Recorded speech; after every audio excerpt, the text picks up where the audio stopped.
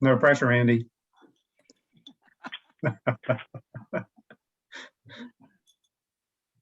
Dale, it's good to see you. Good to see everyone. Hope everyone's doing well this morning. Thank you, Dale. Hi, Dale. Hey there, how are you?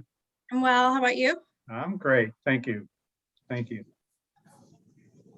Kaylin, I'm showing 20 participants on already. Yep, I think we have critical mass here. So I'm going to go ahead before I kick it over to the chairman and go through roll call here.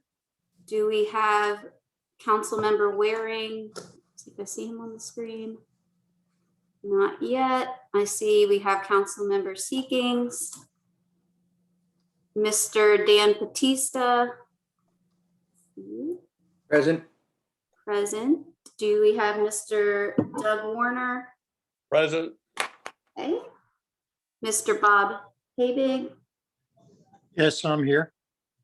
Okay. We have Lawrence Green Jr. If I've seen him on yet. We have Mrs. Susan Lyons. Hi, good morning. Yep, see her. Cashin Drolet. Present. Kevin Mills. Morning. Laura Cantrell. Morning. And Jordy, I know she's out this week on vacation, so she won't be joining us. Mr. Dennis Frazier, good on the line. Don't see Dennis. Mr. Herbert Maybank, I think I saw him. Yeah.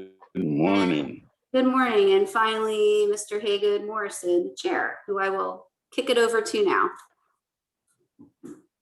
Morning, everybody. Appreciate everybody taking the time, and Dale and Andy for joining us today to walk us through y'all's thought process and the perimeter analysis report, and also the perimeter wall analysis report. And I'm sure you'll appreciate also you taking the time for Q&A. I'm sure we'll be playing some defense as we progress, but yeah, certainly appreciate y'all's time in doing that.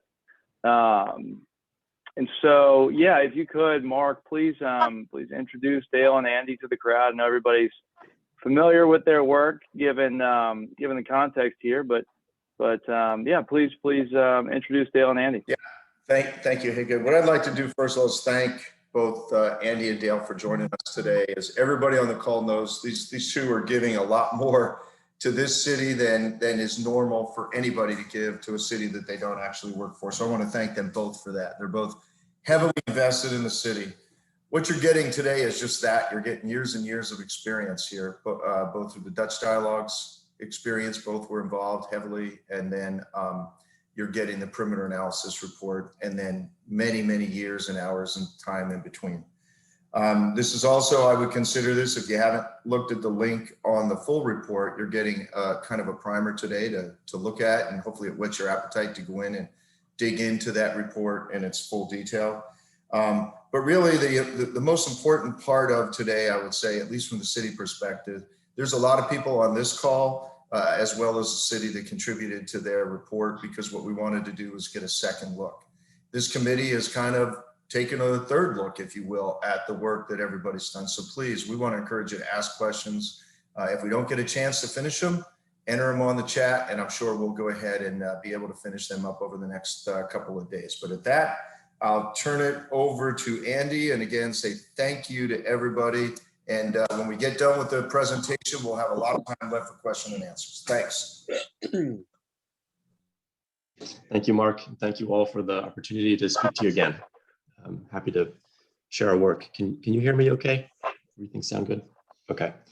Dale, before I go through the slides, do you want to take a minute, introduce yourself also?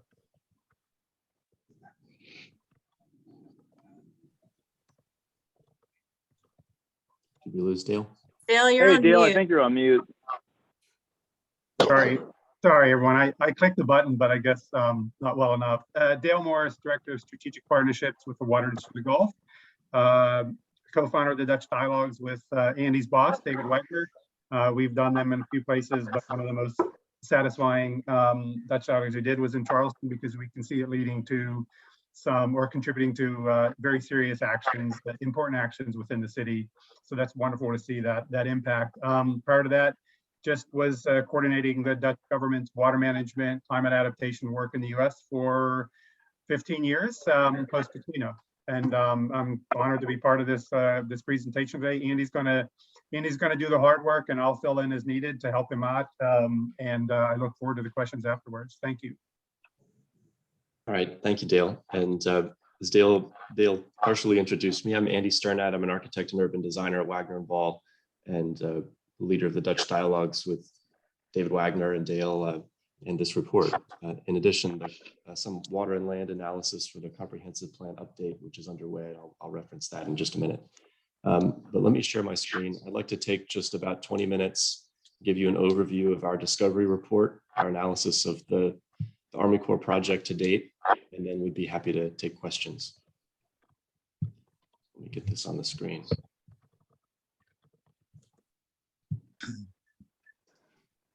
Is that visible to everyone? Big blue screen. Okay, great. So this is the result of our analysis conducted from about October to February. It was a short project, a relatively short, quick analysis with the key members of the Dutch Dialogues team. And you can see there on the right, Wagner and Ball, Water Institute, and with key important support from Moffitt Nickel, Arcadis, and Robinson Design Engineers there locally, all participants in the Dutch Dialogue. So I'll go through just three parts here, really: the background of this project and some initial observations, an overview of the analysis itself, and then a quick summary of the recommendations. And this is all available in much more detail in the report. I'll show you some key pictures. So we began with a look at the risks, an overview on the left of the storm surge risk to the peninsula, and on the right of a 3-foot sea level rise scenario. Basically, everywhere in the peninsula is subject to some degree of storm surge risk. That's from a Category 3 model storm. So that's not based on an actual event, that's a digital storm model. And then you see on the sea level rise graphic, basically the old tidal creeks filling up across the city. And that would be more of a daily kind of inundation at a 3-foot level versus the 100-year storm or so, 100-year type event on the left. The Dutch Dialogues Charleston report touched on the idea of perimeter protection and recommended it. So this was a key graphic of the peninsula concept as a polder. That's a term I'll touch on again in a moment, but you see that this graphic here, one of the key pieces, one of the first layers is that perimeter defensive line with a lot of other consideration about what to do to adapt the drainage system and urban space within and add layers of defense and ecological lines throughout. The comprehensive plan land and water analysis we just wrapped up as the city continues its 10-year update also touched on the perimeter. So we developed a system. This is a little bit of a preview of ongoing work. We developed a system of elevation-based zones across the city, and this is a zoom in of the peninsula zone. You see working down from the top in the high ground in green. That's area essentially not subject to flooding, but that affects everything below it. The adapt zone in yellow, sometimes subject to flooding, but especially consequential for its neighbors. And then in blue, the light blue and dark blue, the compound risk areas where you can experience rain and tidal flooding together, and then the tidal flood zone in darker blue at the bottom. You see much of the peninsula subject to those lower compound and tidal flood risk zones, all that blue on the peninsula.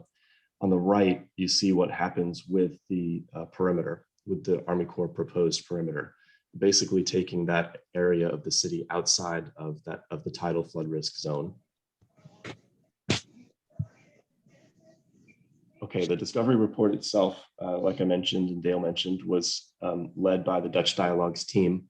Our purpose was to review the Army Corps analysis and to serve as advisors to the city and help the city establish goals moving forward through this process, and to determine really if the process was worth pursuing or worth continuing to pursue. Ultimately, we recommended to continue, and I'll get to that in a little more detail.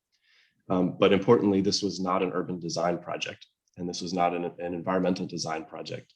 It was really an analysis of the risks and opportunities of continuing to pursue this particular project. So what you'll see is not fully designed spaces and not really a design concept of what that perimeter structure might be. This is more of a conversation whether or not we should continue to pursue that idea. I mean, here you see the funders of this Discovery Report project, kind of public-private partnership with a bunch of stakeholders around the peninsula. And then important to note also, this was a short project, not intended to be a full stakeholder engagement public process. However, we recommend much more robust public process moving forward.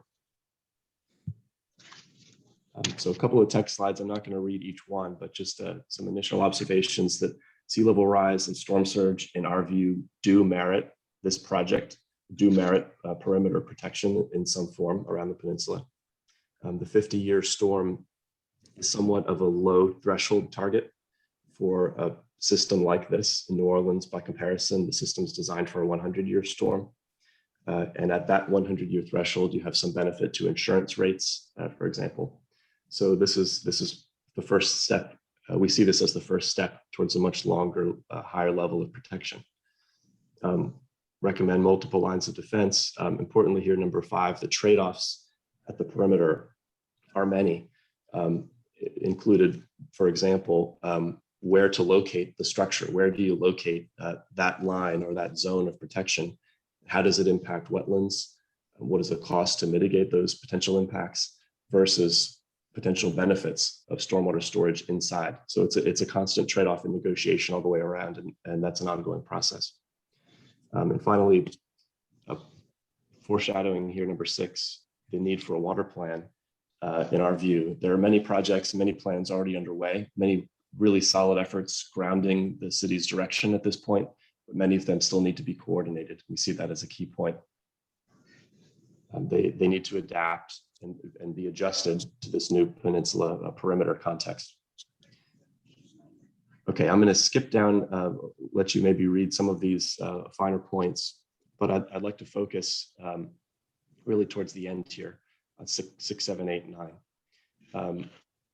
We do expect from our experience working with the Army Corps elsewhere that significant changes will happen in the PED phase.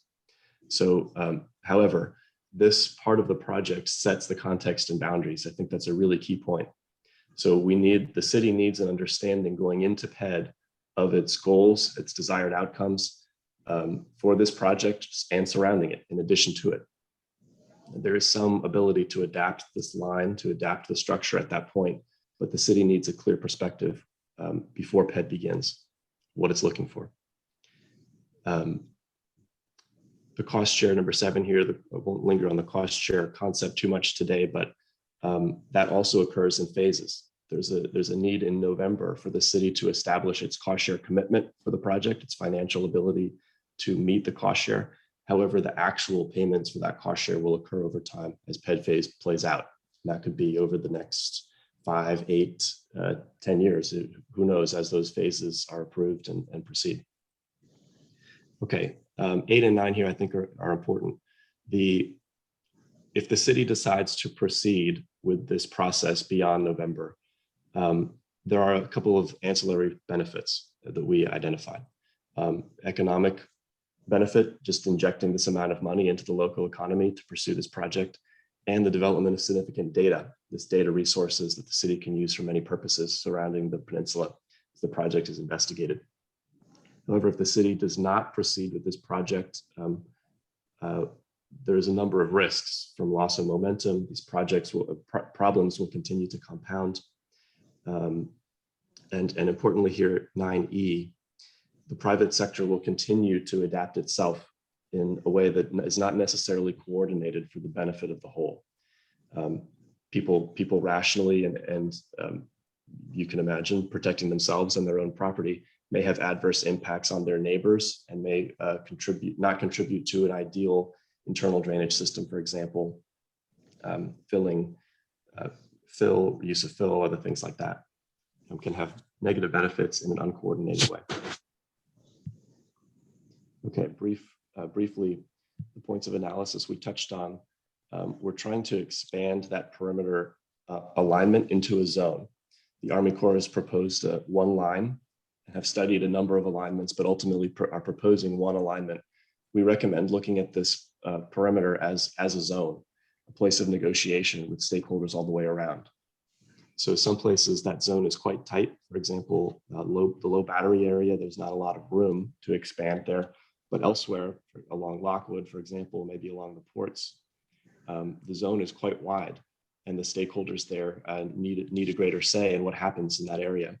The city will ultimately be responsible for acquiring the land for this project if it proceeds. So it's important for the city to, again, to get ahead of this project potential process and discussion with all of these stakeholders on what is the best approach.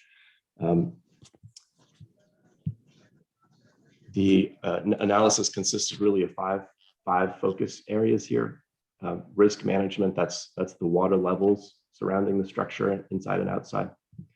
Internal water, what happens to the drainage system to adapt within this kind of essentially bathtub condition? How does ecology function within the system and outside? What happens to those wetlands around the edge? How can nature-based solutions contribute to the solution here? What are operations and maintenance considerations? Some that the Army Corps may not be considering. This is an important factor because the Army Corps finishes its construction work and turns over the keys to the city. Army Corps is not responsible for long-term O&M.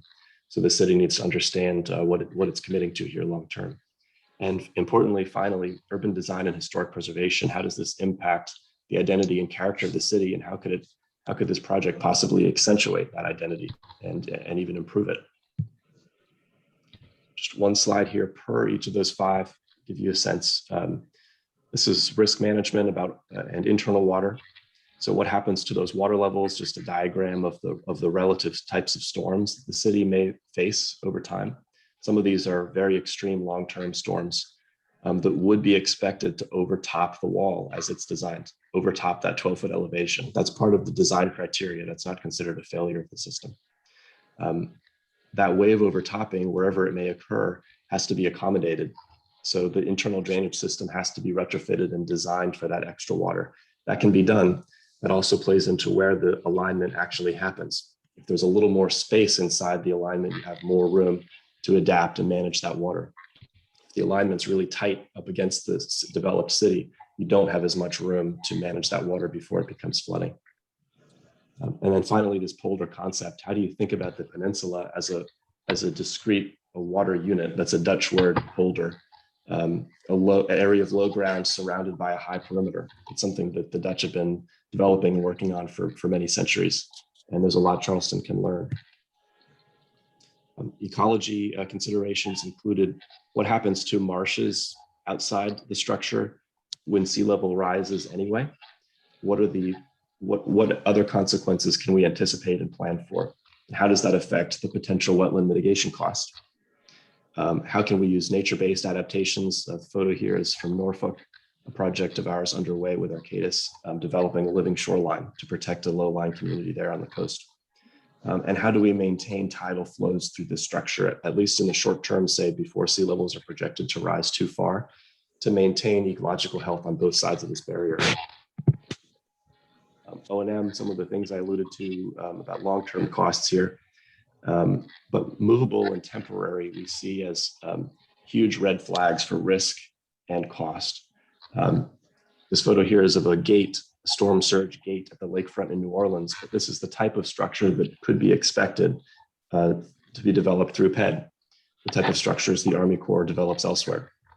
This is something the city would have to operate. Imagine in an emergency situation, somebody's got to go out there beforehand and close any of these structures, or else that's a weak point in the system. So it's a risk there. Temporary also includes temporary pumps. There's an idea that new pump stations may be required within this raised perimeter to manage stormwater inside. Any kind of temporary pump or structure is just one more thing to maintain, one more thing to go wrong, one more thing to lose track of. And it may not be designed to integrate into this important historic fabric.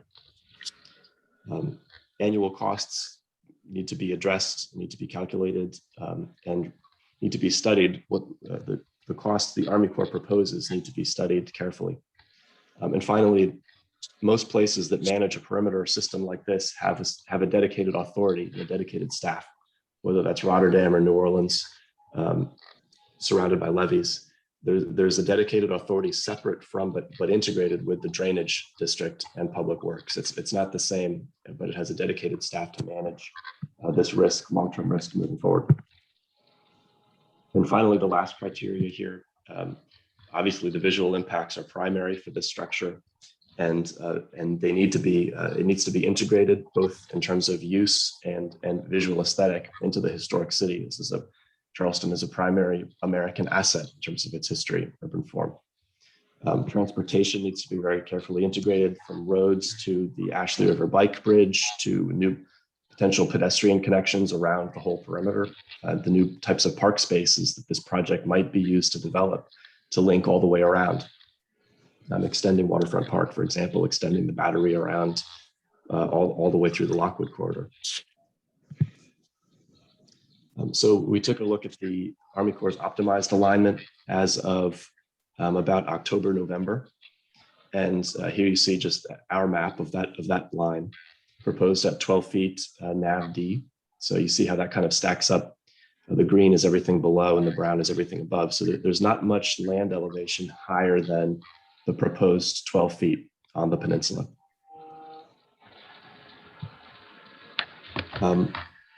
Like I mentioned before, we're trying to ultimately expand this from a line to a zone. So here's the proposed alignment. You see it in plan on the left, and then the section, it's basically just one structure. It's one line with outside, inside.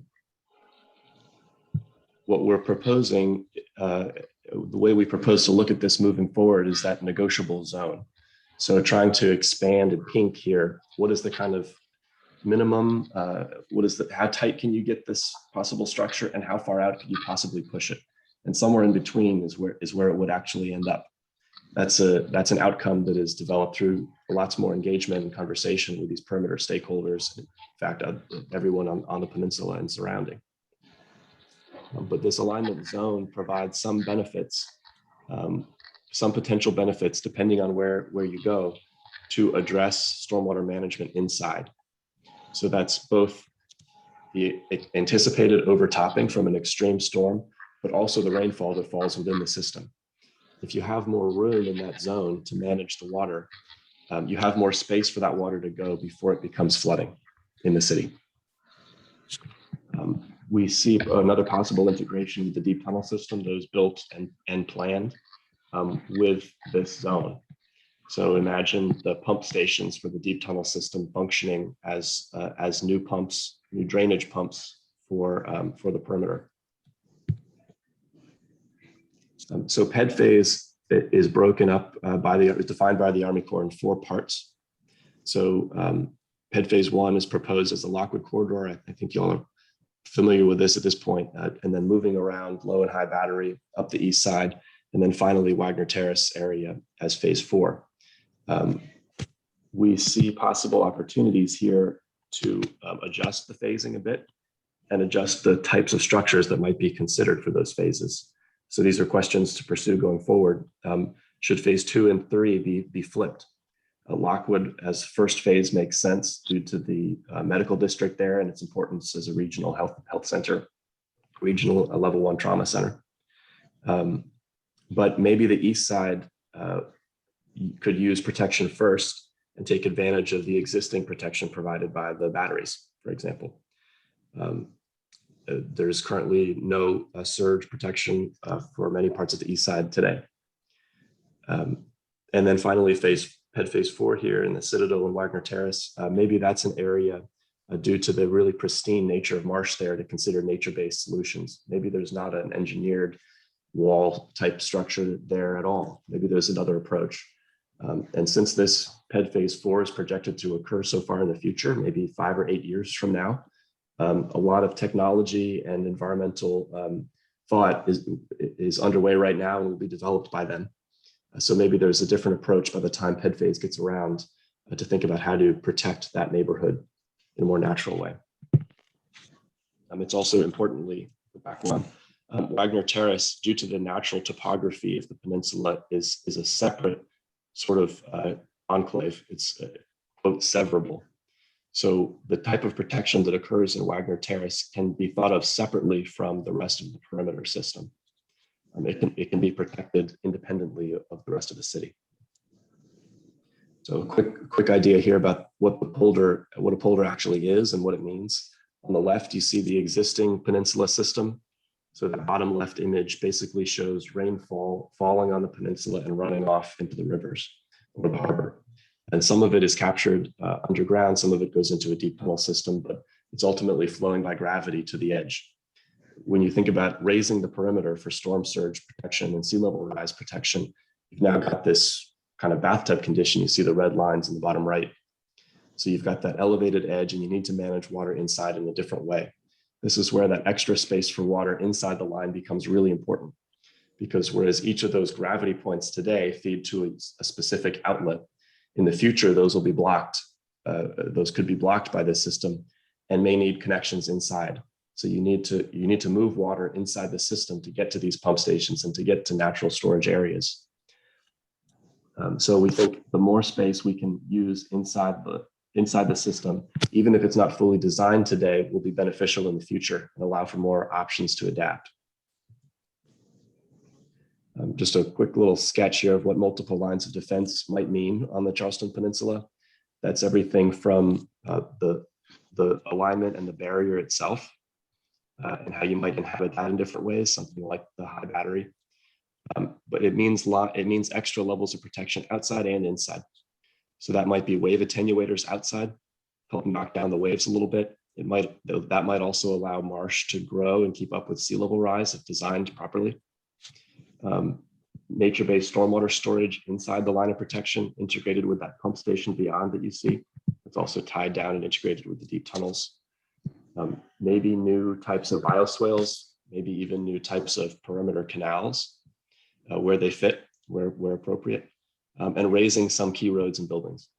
So all of these things operate together to help protect the city and manage water inside and out. These types of systems are already in place in the Netherlands. On the top image here, you see a road that also functions as an internal levee, kind of integrated with the materials and the character of the city. And the bottom picture on the left, the Westersingle in Rotterdam is actually a stormwater storage park. So that whole park most of the time looks like this, but it can fill up when they get heavy rain, and really actually contributes to the value of the surrounding place. There's some examples in Charleston that can inspire these future solutions already, whether it's the historic character of the high battery that's been there for 160 years, or this kind of Sullivan's Island example on the bottom photo, where a breakwater was built and a marsh grew behind it. So the structure can integrate with nature, maybe in a material and in an environmental way that actually provides other benefits. Okay, wrapping up. Really, we have just three key recommendations. The first is to proceed incrementally with the Army Corps process. So we do recommend continuing to engage the Army Corps. We do recommend to pursue a raised perimeter option. This opportunity to cost share the structure with the federal government can be opportune for the city if the city sets its goals properly to achieve what it wants.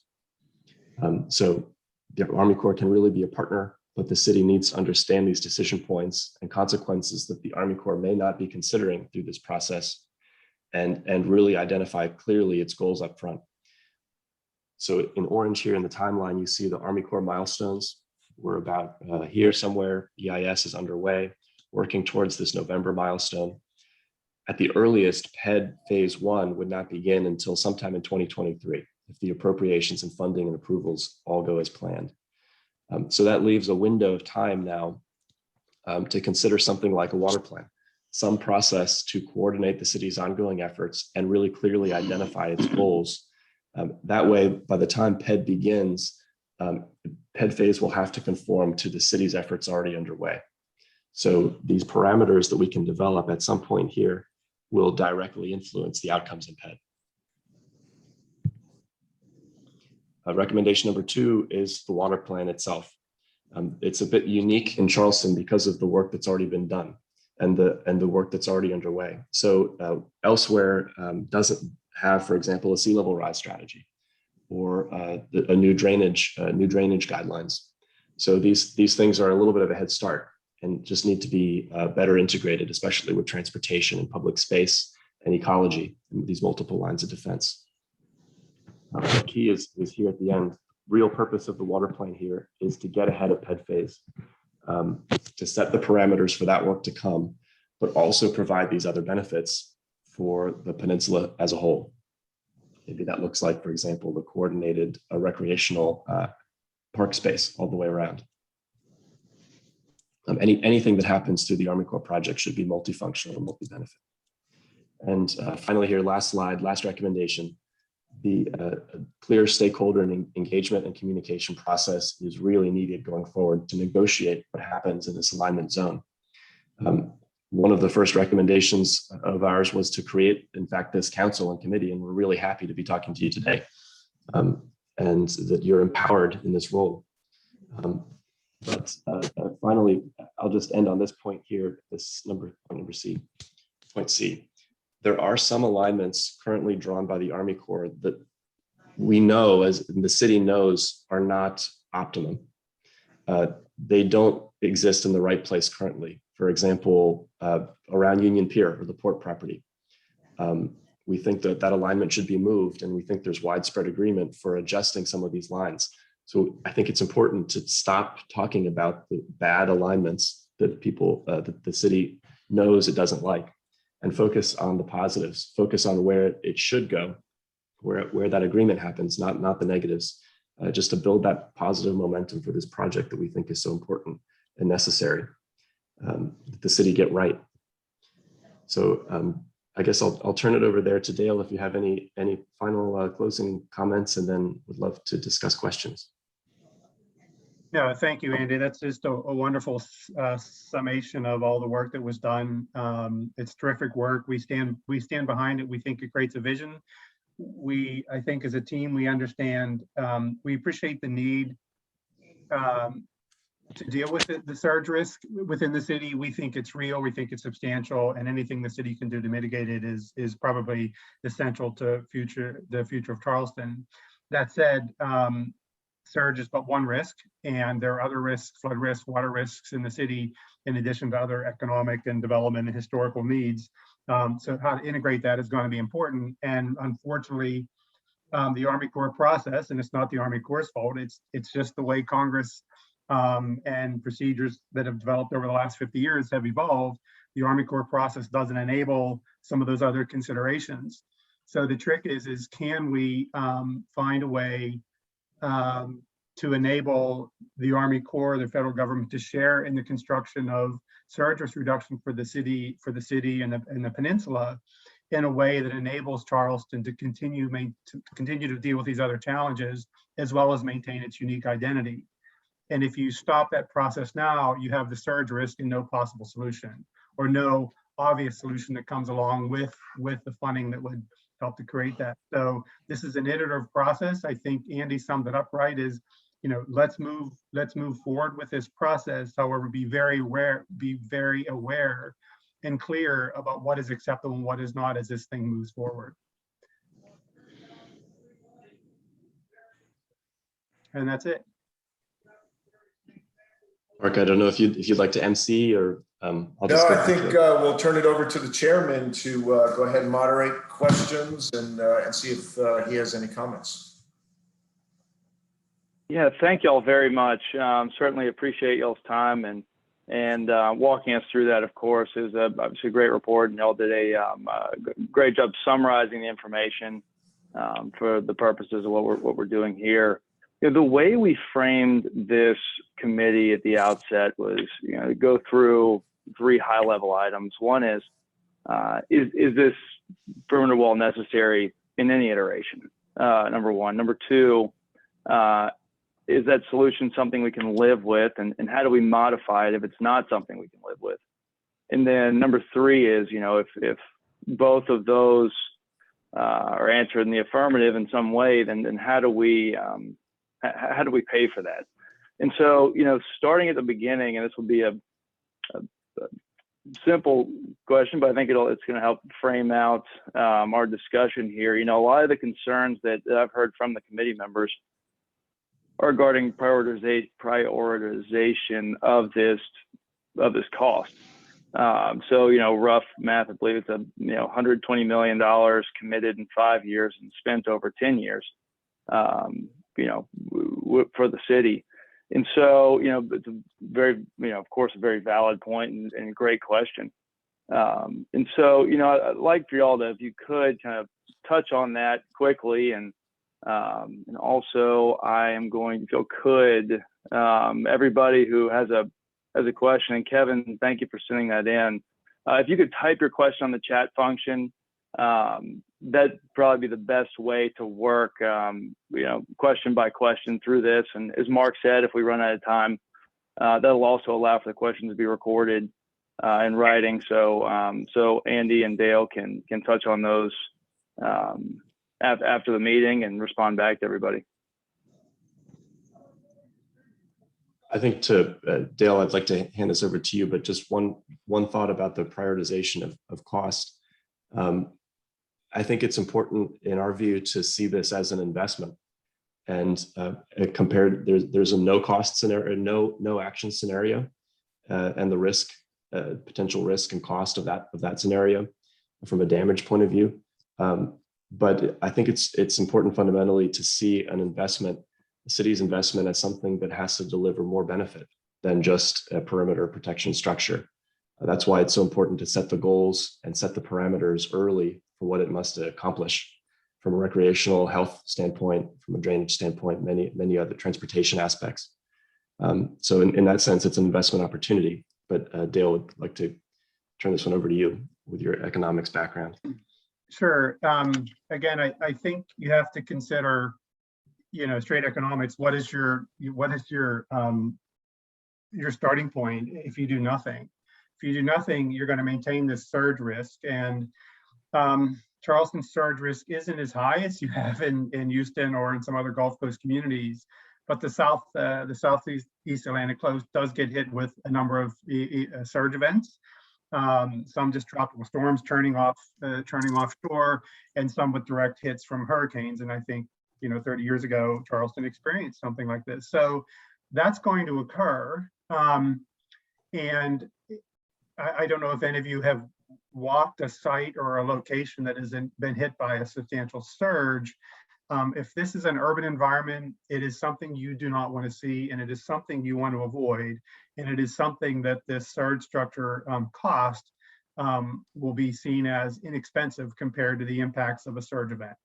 So I think you need to understand, so that's sort of a starting point. Surge events are awful. They destroy lives, property, economic activity, and it takes 20 years to recover from. New Orleans is still dealing with the impacts of Katrina. New York is still dealing with the impacts of Sandy. There are places in the Netherlands that were dealing with the impacts of its major flood in 1953 in the 1980s. So these events you want to avoid if you can. So that's a starting point. The challenge for this issue is, okay, how can you mitigate that surge event in a cost-effective way and achieve these other benefits, these other goals that are needed? Because once you create this structure, you're going to impound stormwater. And what do you do with that? How do you deal with the cost of that? Once you build the structure, you're going to have to maintain it. How do you deal with the cost of that? You have costs now that are ongoing regarding just recurrent flooding and tidal impacts. Those are increasing. They are not likely to decrease. So those are costs on that side of the equation that you also have to put in here against the cost of the structure. And the challenge for this structure and a tidal control structure is that this structure is not designed or will not be designed to operate as a tidal control structure. So how can this process move forward in this moment, in this decade? And I do think we should stop and pay attention to the fact that there is, at this moment, an administration that is more likely than not willing to put pressure upon the Army Corps of Engineers and others in this realm to think more creatively in a multi-benefit fashion about these climate adaptation investments. Whether that exists after 4 more years or 8 more years, who knows? I think it will, because I think the evidence on approaching climate risk mitigation, flood risk mitigation on this, it's becoming more socialized. If you look at even how the Army Corps of Engineers internally has approached surge risk with sea level rise on top of it, it has evolved substantially and positively, in my opinion, in the last decade. And I think that will continue. And we see work going on within the Army Corps of Engineers in other areas where they are trying to better understand nature-based solutions. So how do you allow Mother Nature to help you manage these surge risks or these tidal flood risks? And how can you incorporate those benefits into a very sterile benefit cost analysis system that the Army Corps right now is straitjacketed by in many ways. And I think we've seen this through the process with the Charleston district and what they are going through in trying to say, what can we do within our current process?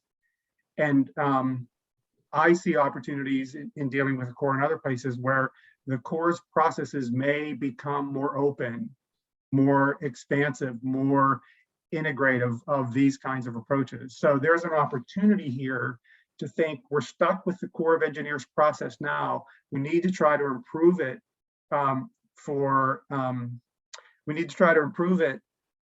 the city of Charleston. And if you can do that, these costs will be spread out in a different way and you'll get different benefits that you can quantify. So there's the benefit cost ratio, the benefit cost analysis process for the Corps of Engineers on this is very tortured. I'm working on a different study for that right now. But you can see this opportunity within the Corps.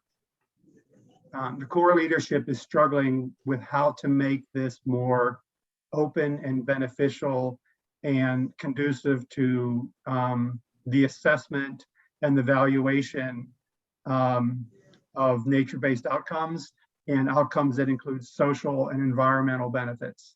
So the Corps is moving in that direction. Can we take this moment and this opportunity to allow Charleston to lead some of that? I think this is an opportunity here. Sorry, that went down a little bit of a hole, but that's related to other work that I'm doing.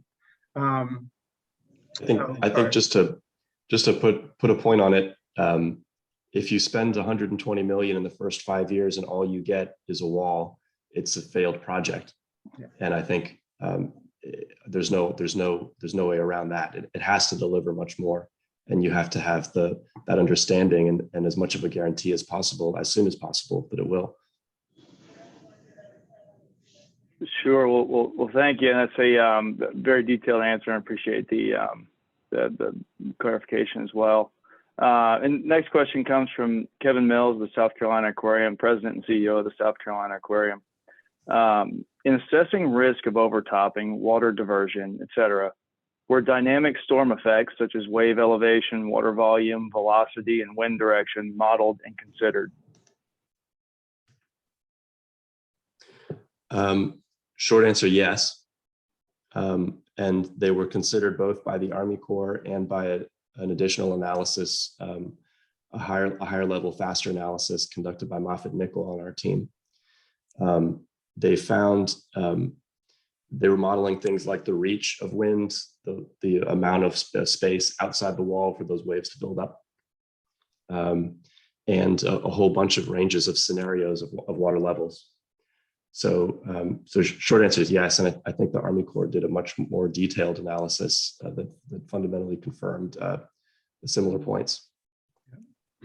Yeah, they're required under the CSRM project to do this modeling.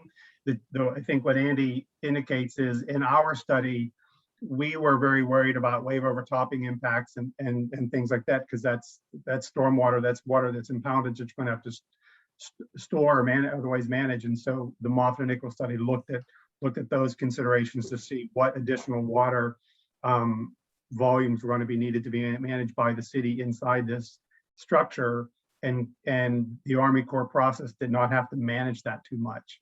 So their process doesn't really deal with those impacts because of the way they look at of the impact of wave overtopping or water volumes that overtop the wall and who is responsible for that. In the Army Corps, version of this, that's the city's responsibility.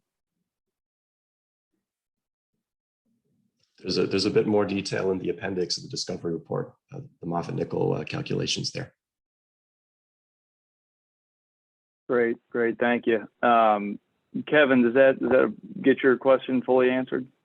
It does. I appreciate it. Thanks both. Yeah, and one other thing, Mark, we want to talk about this. The Army Corps of Engineers is right now doing an internal hydrology study, or they were about to start on it. I don't know if they started, Mark, but that is part of this process. They need to understand the internal hydrology of the peninsula, and so that study was not done initially with the initial surge risk evaluation, but it is being done now, and that is going to be good information, I think. Yeah, that is, just to jump in very quickly, that is just about done. It's resulted in 10 pumps, 5 permanent, 5 temporary, and it's much more detailed. We could get a presentation from the Army on that as well, where that water moves to and how they intend to get rid of it.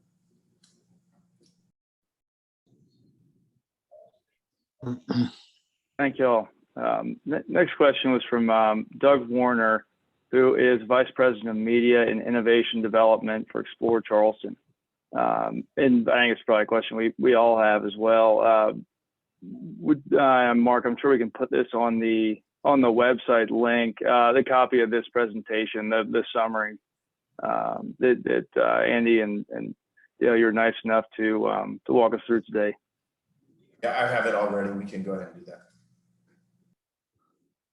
Great, thank you.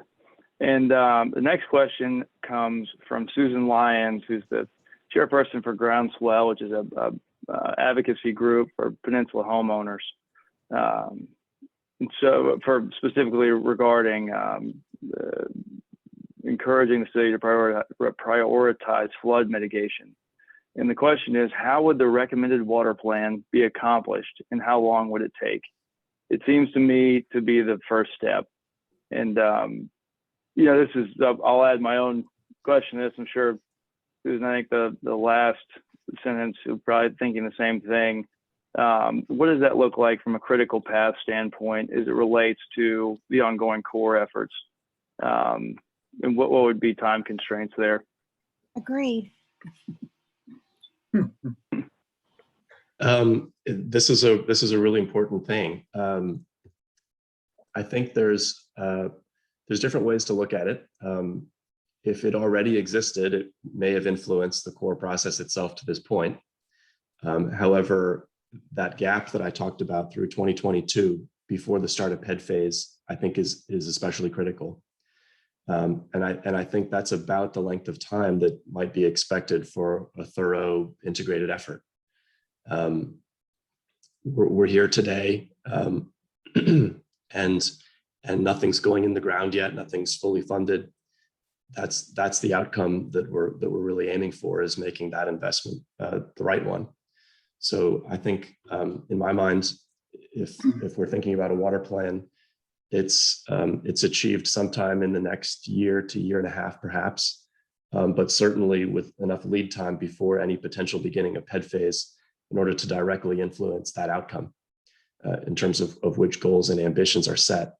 But in the meantime, there are many other things and efforts underway in the city to be integrated. Is building on the comprehensive plan update, which is happening right now. There's a lot of transportation upgrades and infrastructure being planned. There's the deep tunnel system. There's a drainage work going on all over the peninsula, from check valves to low intersections to new pump stations, new pipes. All of those things should take into account a future scenario with the raised perimeter. That perimeter edge changes some factors in all of those designs, just to make sure that it's a no regrets investment. All of those other activities. So there's the 2023 to keep in mind, but I think there's also that the as soon as possible question for all of these efforts that are already underway. Real significant things happening right now. Right. In addition to the project base that Charleston already has completed, or it's planning to complete, which is admirable. A lot of cities aren't doing this as aggressively as Charleston is, I mean, you have the vulnerability analysis, all hazards and risk analysis that was conducted, 2 years ago. You have your sea level rise strategy. You have the comprehensive plan update underway. These are components of a water plan, and the water plan is trying to create a vision, a direction and a vision for the city to follow. It identifies some opportunities and some needs, but it will also not straitjacket, but it will require the Corps of Engineers in PED phase to deal with it. That the city has already expressed its vision about what it wants to achieve with surge protection, with internal hydrology, with stormwater management, with recurrent tidal flooding, and how that changes over time. That's what a water plan will tee up. And so that becomes a starting point. It becomes the agenda. We had an agenda for this meeting, and the goal there is to focus everyone on that and to not get devolved into odd discussions about things that are relevant. And that's what the water plan will do. It'll give the city's vision to the Corps of Engineers, and the Corps will have to manage it. There will be some things in the water plan that the Corps will say, not our job, and that may be absolutely true.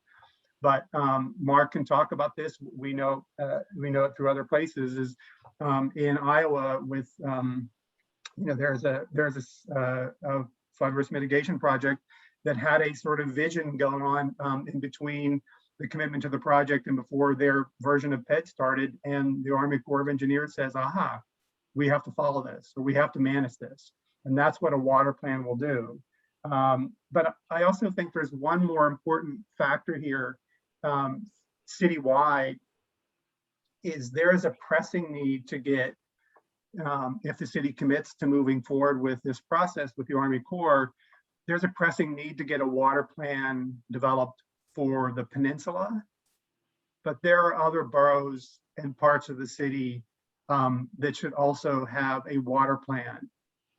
It would be a different type of water plan because the infrastructure, hydrology, uses are different, right? And that can be teed up in some ways, reflect the comprehensive plan update. But those other parts of the city, and I'm talking about James Island and West Ashley and Johns Island and Cainhoy, they're going to need some attention to in a water plan. And I think a comprehensive water plan for the city is probably essential, both in terms of equity, also in terms of risk. So. Thank you. Could I just ask who would create the water plan? Who's in charge? Who would be in charge? The city would procure that. The city. The city, I mean, yes, I think that's the most obvious way. The city would procure the water plan. Not the Army Corps. Yes, Not the Army Corps, yes. And would it need to consult or bring you guys on as a consultant to do that? Susan, this is Mark. I think the way that would work, like all other city procurements, we would define the scope and what the city was looking for in a water plan, and then it would be advertised out and people would bid on it, and we would have a process for selecting the contractor or the consultants that particular committee chose as appropriate. So there's no predetermination that would be any particular group. That would have to be something that we would advertise for. Hey, good, and Mark and folks, I had a Zoom fail. I've submitted about a dozen questions, but they incorrectly went just to Susan Lyons. So I don't know how best to transfer those over to everyone, but well, Bob, what I'll do is, if you could, Dan had the, let me get to Dan first. Do you mind, since he had that next question? And then if everybody, I know some people have to drop off, but I'm going to just push this out for 30 minutes for anybody that can be there. And so I'm going to get to Dan's question next, and you'll be right after that. And then Laura, you'll be after Bob. But Bob, I got you on there and see your hand up. And yep, sorry to jump in front of you. Just want to go in order here. But yeah, question from Dan Batista, who is a Senior Vice President, Southeast Regional Leader for Lowe's Hospitality. The question is, your recommendation includes setting the rules with the Army Corps of Engineers. Can you provide more detail on how the city should pursue setting the guidelines, including informing them where we do not agree with the proposed alignments?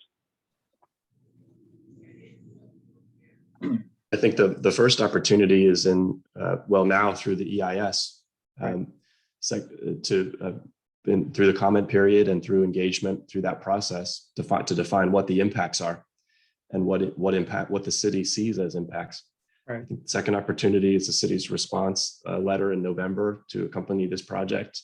And then interim, in the meanwhile, it's defining however the city sees fit, whether that's a spatial definition or an aesthetic definition or other aspects of planning in advance that PED would then conform to. Yeah, I mean, I think between now and November, when the city makes its commitment to this, there are moments for the city to formally and informally engage with the Corps of Engineers.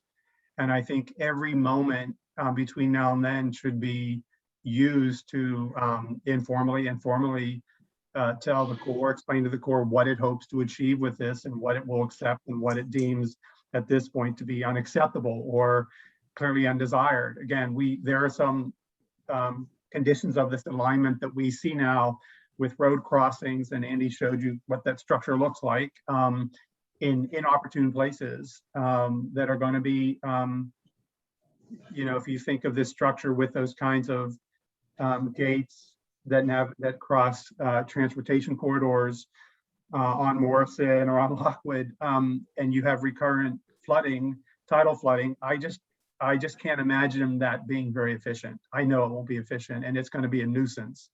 And so the city needs to clarify now, okay, the Lockwood alignment right now needs to be revisited, and it cannot have or should not have these crossing structures. So I think that's important. And I do think, in all honesty, not to put any pressure on the folks on this call, but this citizen advisory committee also has a clear role in advising the city of what it wants and what it deems appropriate and how it should move forward. And I know you know that, but I think it's important that you exercise that authority as best you can. Yeah, so that's a great point, Dale, and I'd like to just clarify that for this advisory committee. I think it's fantastic that we're bringing this to the forefront, but also to address Susan's point, I think we've come to two potential recommendations, and I think that we should be making them. And Mr. Chairman, I'm assuming that this would be a formal recommendation. I think the first one is what Susan brought up, is that the city, we recommend that they immediately pursue a procurement of a water plan. And the second thing is that we should be making our recommendations regarding the fact that we strongly believe before the decision is made in November that we should start listing out the things that we as a committee believe need to be included in this potential letter that goes out in November.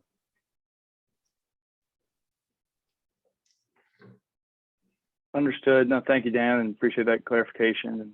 And it's obviously a great point. And but Bob, if you could please please provide your question as well. And sorry to jump in front earlier. Just trying to keep order.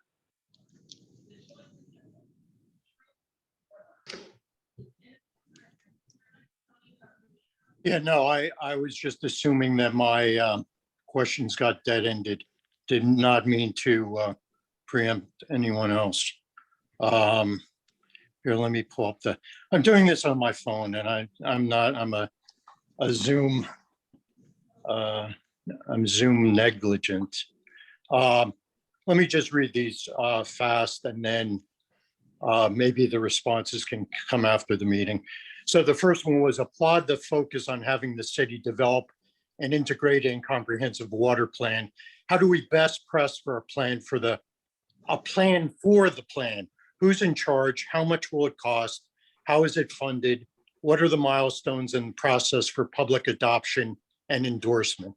So that's one. The second one was if 3x3 fails as a project, in parentheses, doesn't win federal and or non-federal funding, et cetera, et cetera, et cetera. What is plan B? Seems we are heavily relying on 3x3 and presume it is viable in all aspects.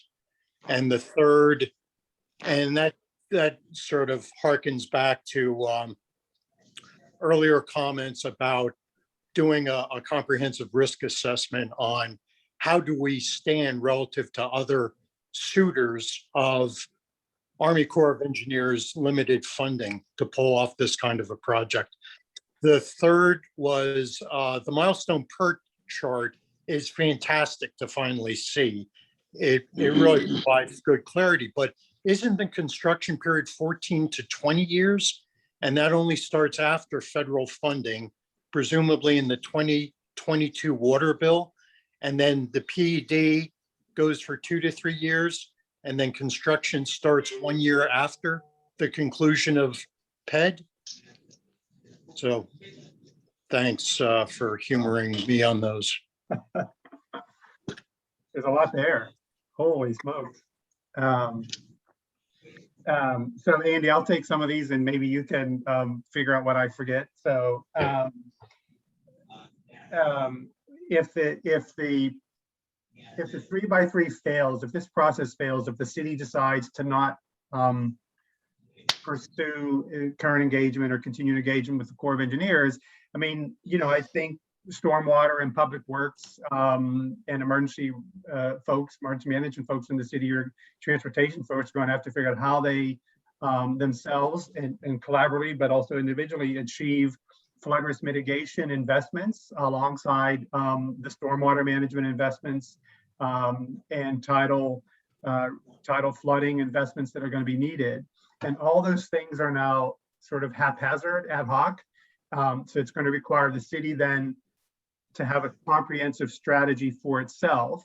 And then the city does not have a focus on surge right now, because perhaps this Army Corps process has allowed people to think, well, the Army Corps is taking care of that, or we're taking care of that through this process. Thus, we don't have to think about it separately, but the city would have to think about that separately. And again, and the surge risks are very substantial going forward. You know, if you think of a 50 or 100-year planning cycle, this is, you know, your risks are real and the likelihood of having a bad event are substantial. Otherwise, the Corps of Engineers wouldn't have teed up this CSRM for you if they didn't believe that the studies they've done indicates the risks here. So that's one thing.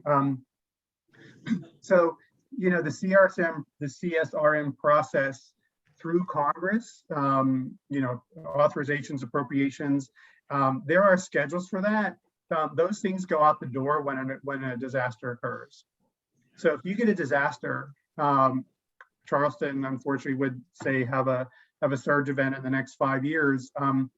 They could see what's on the shelf and start to build you what's on the shelf right away.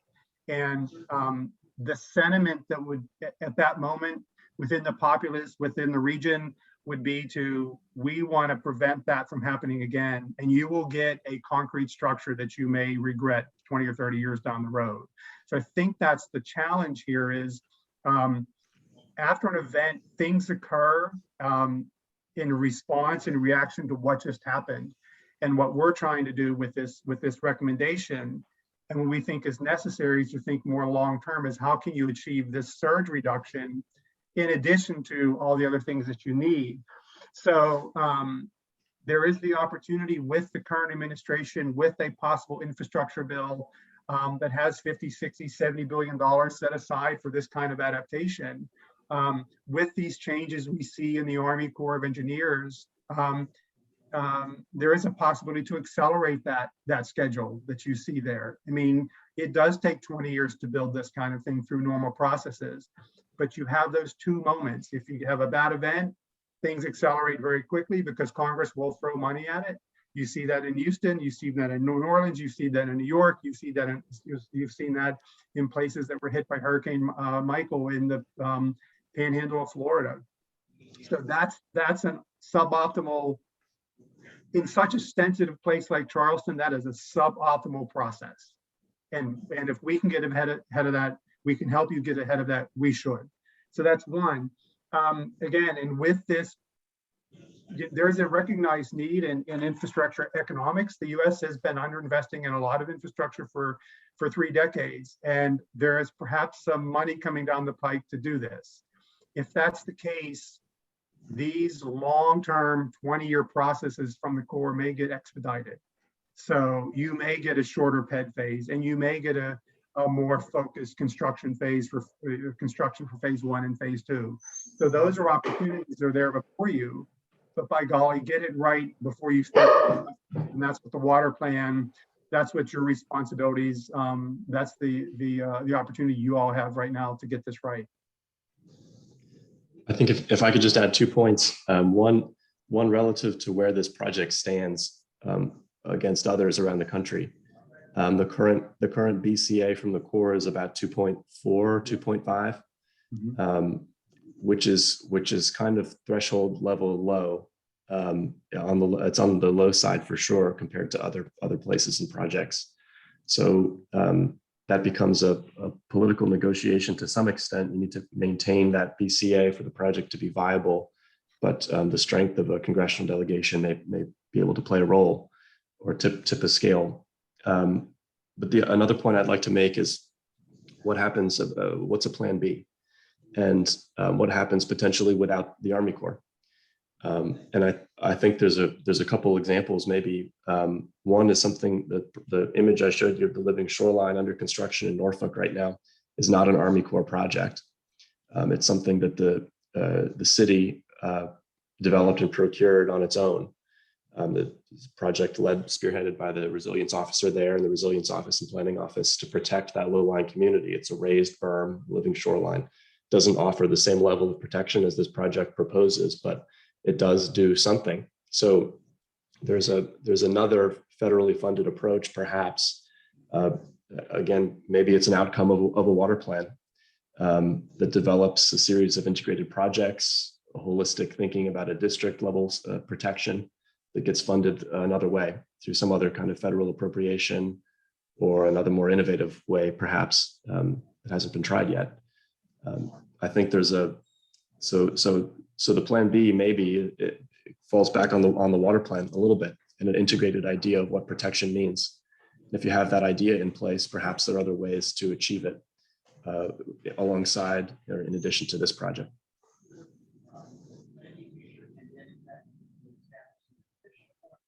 Thank you. And the next question comes from Laura Cantrell, who's the Executive Director of the Coastal Conservation League. Said, thank you, Andy and Dale. Always love hearing your thoughts and excellent recommendations. This is not necessarily a question to pose now, but before we adjourn, I'd like to request again the committee entertain a similar presentation from Sherwood Design Engineers as a complement to this one. Laura, I'll just take this one. Laura, we'll definitely do that. I think we're, framing out the agenda. A couple other follow-up items are getting out for everybody's input. The committees that we discussed last meeting and a few more follow-ups as well. So definitely take that in consideration. And Herbert Maybank, I saw your note, and if you weren't able to ask the question, I was gonna probably ask the same question you are, but Herbert's a project team leader of the Water and Soil Team, the Charleston Community Research to Action Board. Herbert, would you mind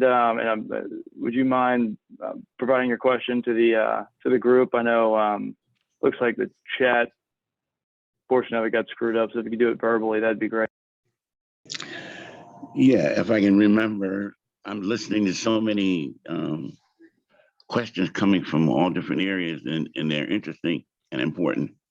What my concern is, where does the plan design stop on the northwest side of this peninsula and the northeast side of the peninsula? It looks from earlier statements, it seems like that area was left defenseless. And if so, what is going to happen in the long run?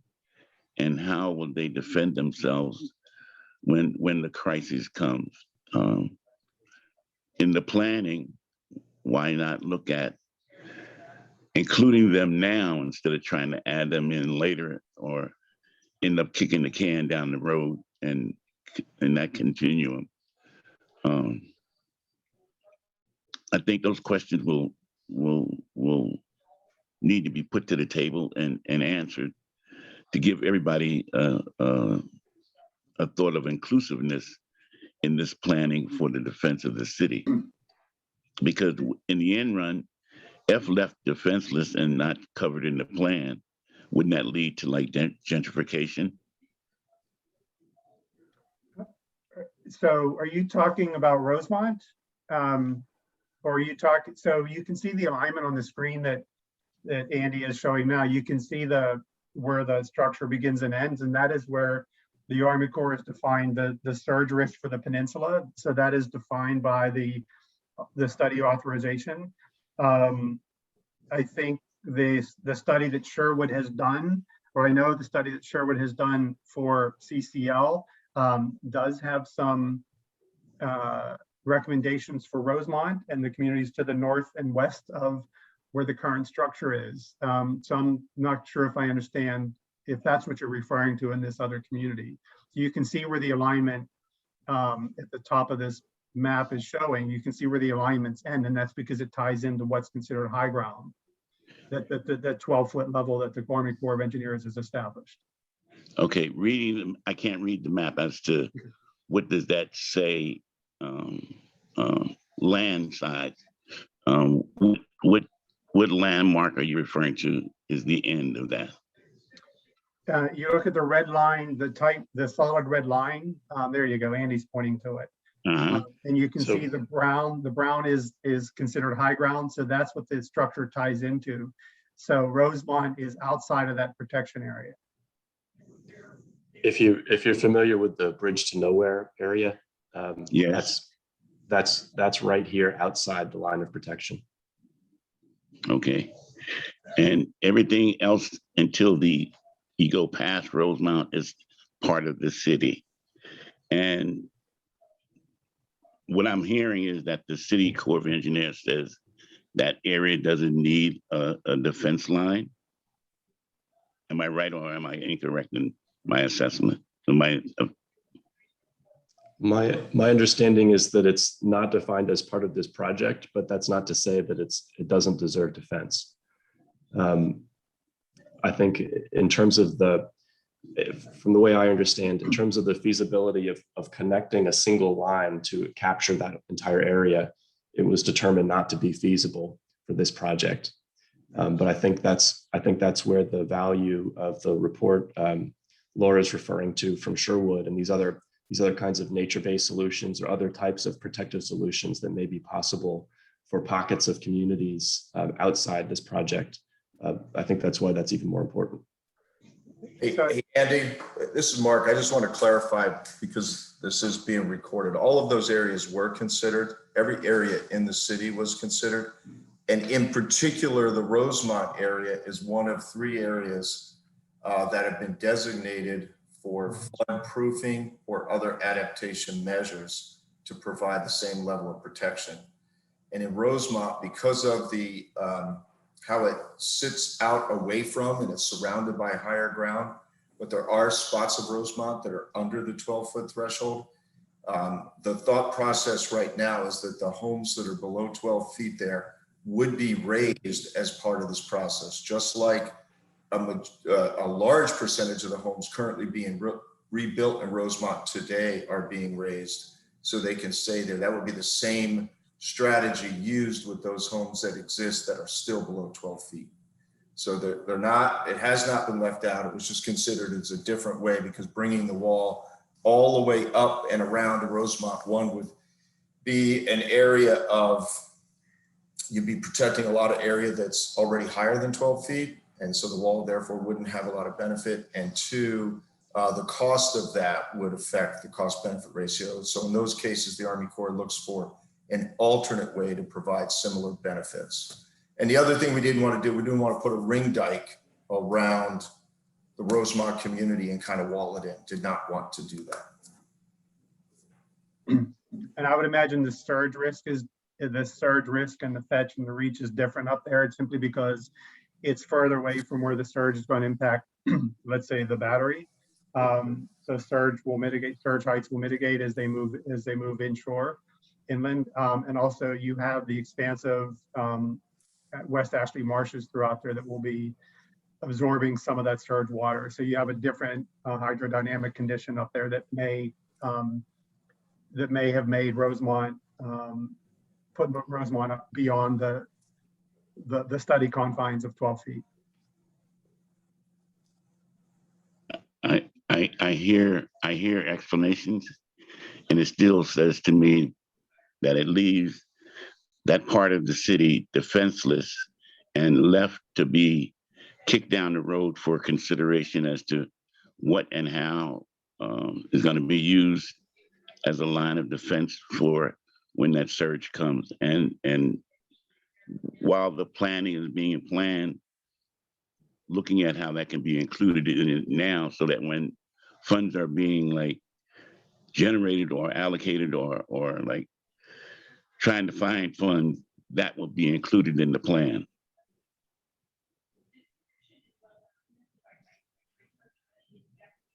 And I think, Thank you, Herbert. No, that makes me. me. I can't think of that right now, but I'd like that concern to be looked at as to future considerations. Yeah, I'm taking a note, Herbert, and actually it's been on my list. I'm going to grab the folks from the Army Corps of Engineers, and we're going to ask to meet you out at Rosemont. We'll actually take you through the. I'm not hearing you.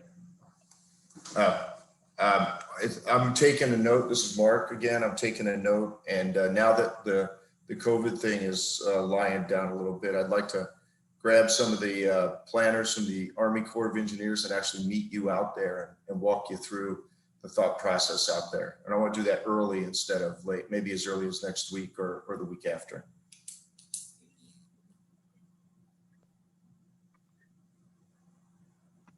Herbert, that's a great point, and you know, that's what this is committee's for, is to provide these recommendations on behalf of the citizens and feedback. And so,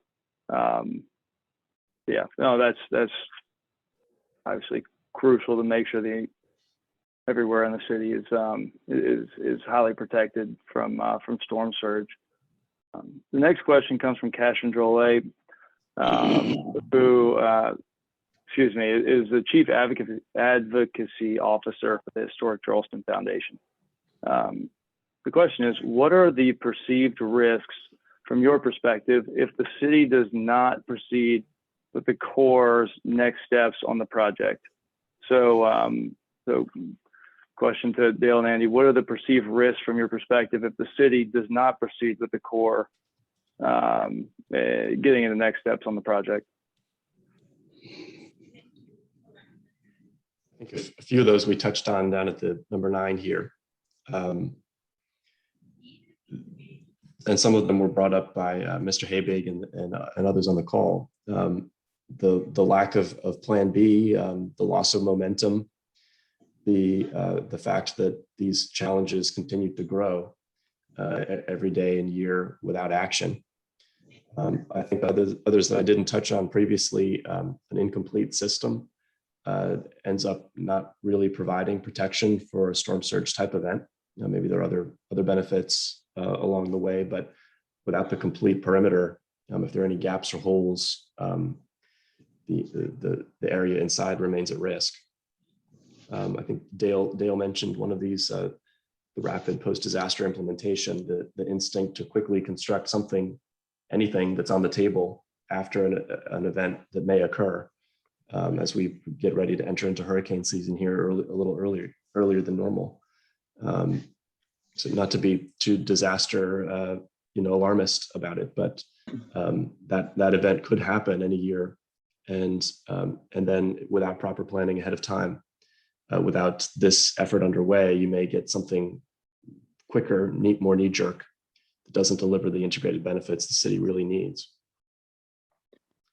Yeah, and I would just add, I think just from a straight economic point of view is, so the Army Corps is offering, if this, so the 2.4, 2.5 BCR is low, but the Army Corps, Congress, OMB, they have OMB, and then eventually the Congress have funded projects that have lower BCRs than this for flood risk mitigation projects. It just depends on the strength of the congressional delegation as well as the salience and sort of awareness of this issue. So, I mean, that's going to be on your congressional delegation to weigh in, and the state of South Carolina to weigh in with the administration and with Congress to make sure this gets done. Losing that $1 billion or $1.5 billion, whatever the eventual project cost is, from the federal government, that's a cost. As Andy said, there are other federal sources, federal programs that you could piece together some sort of surge protection, but whether it would be as coherent as a surge protection system like the Corps is recommending or suggesting, it wouldn't be. So you have to weigh those trade-offs there. And one of the things that happens is if you have these projects, these other projects, so non-Army Corps surge risk mitigation projects, they are going to be piecemeal. Hopefully they will be integrated and connected. But what happens then is, as we just discussed about, you're going to have parts of the city that will not, likely disadvantaged parts of the city that will not have the resources, the planning capacity, whatever, to advocate for themselves, that they also need surge risk protection. So we can imagine that the South of Broad area, and we can imagine the medical district, and we can imagine the port areas, they can advocate for themselves and even partially fund some of their efforts. But places like, the Upper East Side, places like Wagner Terrace, there are other places in the city that may not be able to advocate for themselves, and they may be left out. And then the result is an inequitable distribution of risk for disadvantaged communities. And I think that's something that city policy should ponder, whether or not that's something that's worthwhile that's a risk worth taking. Thank you. And next question from Kevin. I think it'll be, Kevin, if you're okay with this, I think it'll be easier to answer that question visually. So I think it could be a good one for follow-up. And the specific question from Kevin was, earlier it was commented that some alignments that are less than optimal, such as Union Pier, should be withdrawn to avoid further needless scrutiny. Can those considerations be shared with the committee to similarly refine our thinking? Andy and Dale, is that something that y'all would be able to send out, or is it something that y'all have? I know you referenced a few points in the initial report, so I don't know if it's in the summary. Yeah, on my map here. Yeah. We tried not to be too specific about alternative recommendations, just without a real degree of study. But what you see in this map is this red shaded zone. First of all, I know this is a bit small and a little bit hard to read. I encourage you to look in another format. But to begin to answer this question, I think this red shaded zone is sort of our recommended area to, I think we called it here, multiple benefit option proposed for future study. a little wordy, but looking toward that area closer to the outside in many cases as an alternative. So we do have some of those areas somewhat clearly identified. For example, Columbus Terminal, Union Terminal. Most of the recommended areas for future study are farther outside from the current line. Others such as around Lockwood at the James Island connector, pushing that out, I think, is an obvious one to avoid road gates over Lockwood in this area. There's a lot more zoom in and detail in the discovery report itself. I would caution, though, reading lines like this, we were trying to define sort of a maximum extent feasible. However, in this area outside Long Lake, the marshes and the marinas there would have significant impacts. So, but importantly, the marshes. So some of these outermost alignments need to really be studied in light of ecological impacts and other types of impacts. But if I could just, if I had to pick a couple to highlight, I would say the James Island connector, moving that out, absolutely. And the port properties, both for function and future use, are kind of seem to have widespread agreement. Right, and the issue around Morrison Yards and New Market Creek, the New Market Creek outfall underneath the bridge, that area, there are a number of alternatives that are possible up there. We didn't have enough time to study specific bridge heights and things like that to have a firm recommendation. But what you see here illustrated is a zone to look at. We don't have firm recommendations up there. We do think this should be studied to see if the proposed alignment is proper, because in our mind, the starting point of the alignment along Morrison there is probably going to be very complicated, and it may be difficult to navigate from a transportation sense, but other senses too going forward. The challenge with that area, and it's a challenge with Wagner Terrace, is you're going to have marsh impacts there if you go outward of the developed area. And if you have those marsh impacts, there are trade-offs there, and very real trade-offs. One of the things your starting point to start thinking about this is with sea level rise and with more wave energy hitting these areas on a more regular basis, which is what's going to happen, this marsh will degrade unless the sediment balance is appropriate and the marsh has a way to grow and sometimes a way to migrate. So these areas are very sensitive, and we want to be very careful with suggesting anything that would accelerate the degradation of those marshes.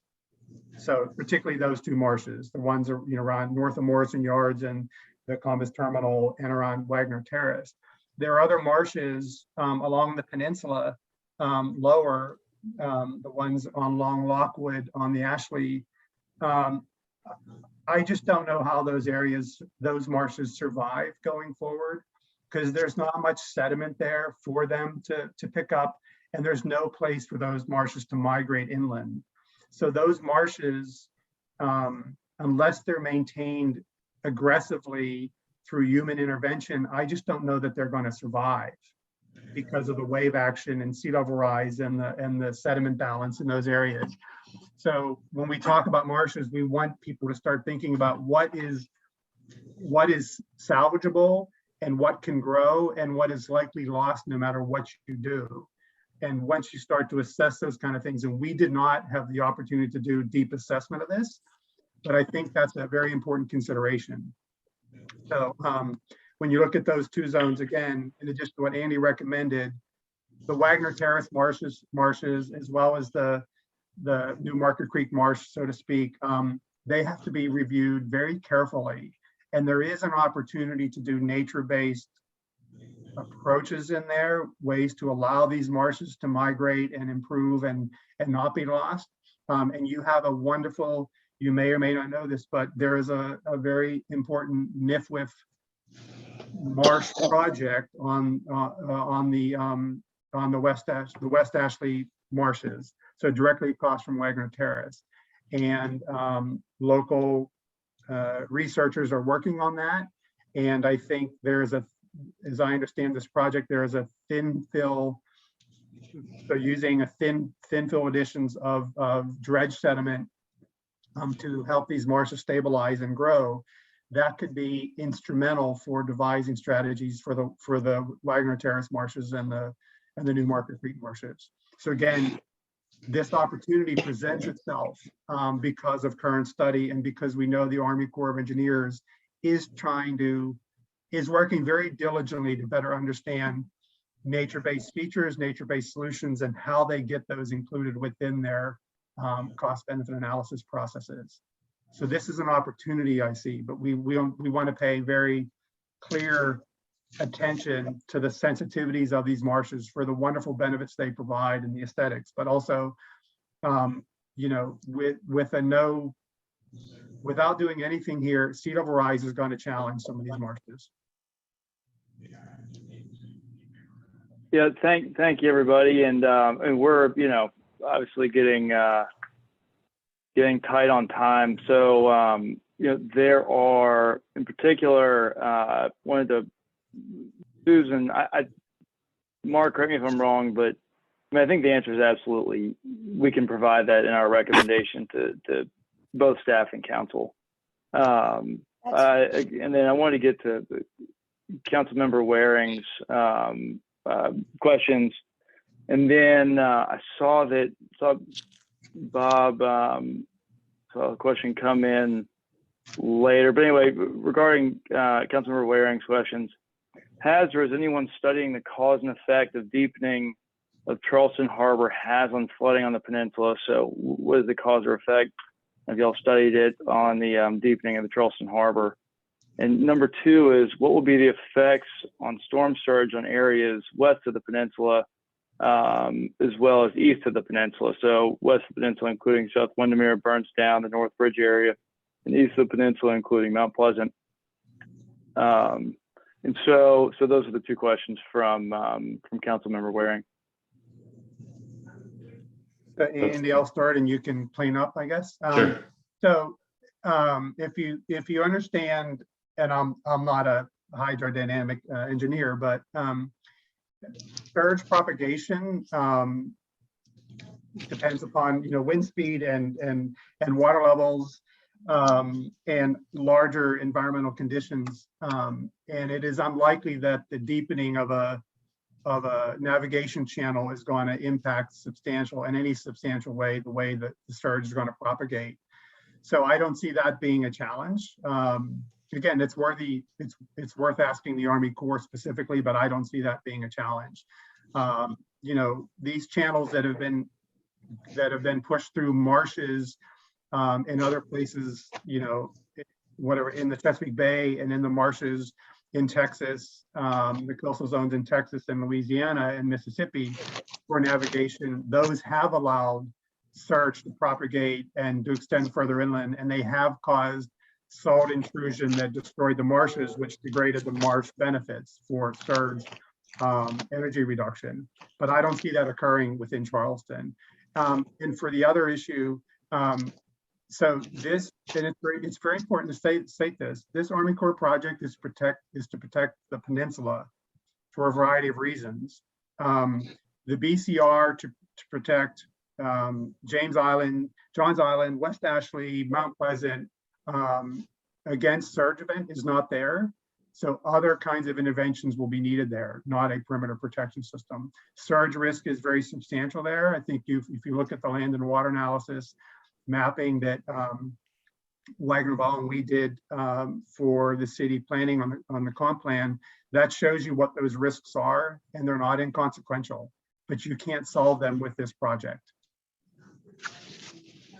I did see a residual calculation of some kind. I can't remember the source right now, that the water level impacts of this structure on the West Ashley side anyway were on the order of 1 to 2 inches, something minimal outside of this proposed structure. Yeah, Andy, that's right. That report is done. The Army Corps is just putting it together in a format that they're ready to release to the public, but they've done that modeling and it has been completed. I expect maybe next week or so. Well, thank everybody for your time. And I mean, obviously this is a very important topic. We're 35 minutes over our allotted time, which brings up a couple of points, but I think really appreciate Dale and Andy, y'all's time and sticking with us. Bob Habig had a question. I think we can, for purposes of time, but also more so for the purposes of answering the question. I think it's something y'all may not be prepared to talk about immediately, but I think, if you have feedback, I know Mark, you've been digging into this as well. But Wagner Ball states that our 3x3 project may be less competitive with other Army Corps of Engineer proposals from the benefit cost standpoint. Can the committee be made aware of the returns of other cities' core proposals to give us a sense of congressional funding viability absent incremental Fed funding sources and or heroic acts from our congressional delegation. So, if, everybody, Mark is heavily involved in this as well. Something we can answer offline. And Bob said, obviously, a great, very, very relevant question as we press forward. I frankly think there's a lot more to be dug into from this session in particular. So, Andy Dale will probably be reaching back out to you, judging from what's gone today. So we really, really appreciate y'all's time, and of course all the committee members' time, and everybody else listening in, and of course the city staff's time as well. Great. So Thank with you very that, much. Mark, unless there's any, or Kaylin, thank y'all. If there's any other considerations, I'll go ahead and have us adjourn. Mark, Kaylin, any other housekeeping items or anything like that we need to go through? Not from my end. Look forward to seeing everybody next week. 2 weeks. Great, thank y'all very much. This 2 weeks, recording will 2 be weeks, that's available right. as well. 2 weeks, yeah. This recording will be available as well as a lot of detailed information. So we'll, I know I certainly will be going through it. So again, appreciate y'all's time, and look forward to seeing y'all again in 2 weeks. Thank you. Thank you all.